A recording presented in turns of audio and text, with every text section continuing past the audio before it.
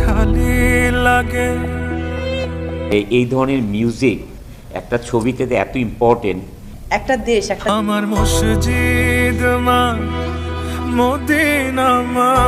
আসলে আমার চোখ দিয়ে পানি চলে আসে, সত্যি কথা। বিশেষ করে শাকিব খানের রাজকুমার সিনেমার মা শিরোনামের গানটি ব্যাপক প্রশংসা কুড়াচ্ছেন। আর ইতিমধ্যেই ভক্ত অনুসারীদের পছন্দের তালিকায় রয়েছেন শাকিব খানের রাজকুমার সিনেমার মা শিরোনামের এই গানটি। আর যার কারণে সামাজিক যোগাযোগ মাধ্যম ফেসবুক ও ইউটিউবে এই গানটি ট্রেন্ডে রয়েছে।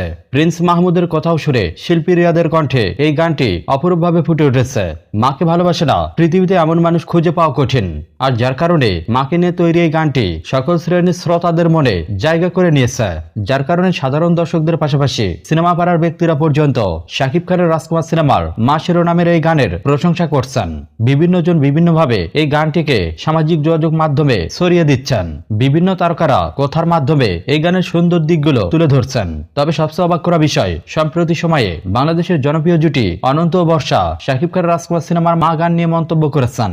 সচরাচর এই দুই জুটি শাকিব খানের বিপরীতে কথা বললেও এ পর্যায়ে এসে শাকিব খানের মা গানটি শোনার পর এই গানের প্রশংসা করেছেন। তারা জানিয়েছেন একটি সিনেমার জন্য গান হলো সবচেয়ে গুরুত্বপূর্ণ দিক, আর সেই দিক দিয়ে রাজকুমার সিনেমার মা শিরোনামের এই গানটি সবচেয়ে এগিয়ে রয়েছে। এই গানটি প্রথমবার শোনার পরই একদম মুগ্ধ হয়েছে।